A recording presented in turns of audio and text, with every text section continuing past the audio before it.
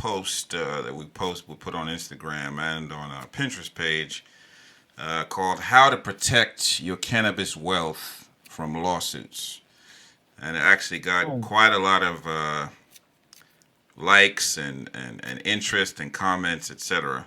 So I wanted to delve into that a little bit because this was I found out this is an area that nobody was talking about, thinking about, and like I said, it's just been garnering a lot of interest. Because again, with like you mentioned earlier, it being cannabis being a Schedule 1, you can't put your stuff in in most banks. So and then let's say you do find a way to keep it. How do you secure it when you're in an industry that's so fluid? Because stuff happens literally day to day. So one of the first things that we saw was, or that we told people was to get business insurance. That's the first step you should take because that protects your business from liability, and that way if something happens, you're not touching the money that you're earning. So you're not touching what you earned. So that is definitely one of the first steps to take. And business insurance actually is a lot cheaper than most other insurance policies that you can get. And you can get some pretty big policies and a lot of coverage for a lot of different things. And depending on where you are, what stage, whether you actually have an office or you're still working from home, some even you can tie it into your homeowner's insurance, if you're not renting. Right. So there's a lot of opportunity there. But that's one major form of protection in terms of protecting your earnings from cannabis. Is having the business insurance. Right. The second one was titling, and people asked a lot of questions regarding this one. Placing your assets in a revocable trust, and people say, well, what kind of assets? I don't have any assets. I said, well, your cash accounts, your cash bank accounts. I was like, those are assets.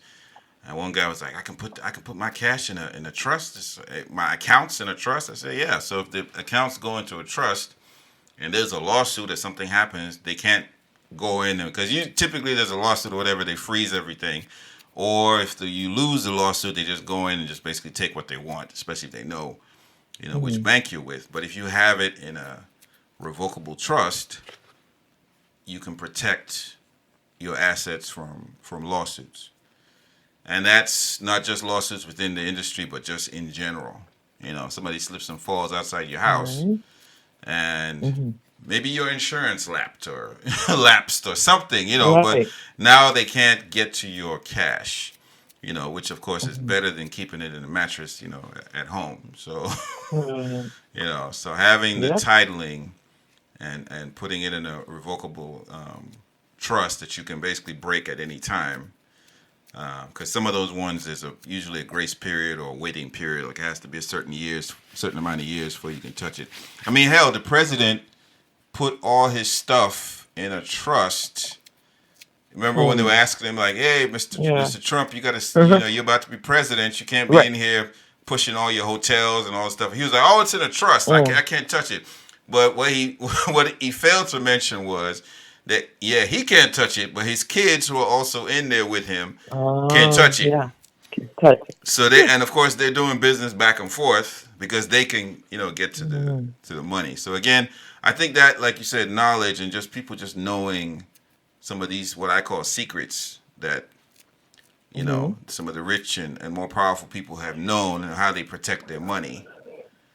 Because you work hard for it. So, especially with cannabis, there's a potential here to make a lot of money.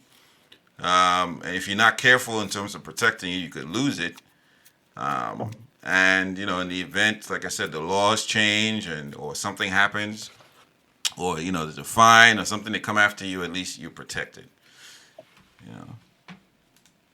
The third one was, of course, business entities, which, of course, should be a given. If you're starting a business, and the business starts to take off, you want to, look into getting an LLC, which is like a limited liability corporation, or an INC. You definitely don't want to do solopreneur because you'd be using your social security number versus using like an EIN and having a tax ID And again, this is more further insulation, from lawsuits and all other kinds of Right. liabilities. And again, separating your assets. You know, Okay. the Mm-hmm. next one is getting an IRA, which is an individual retirement account. So basically, you got this money coming in rather than it just sitting there, because the banks don't really give that much interest these days. I mean, it's what they consider interest is a joke.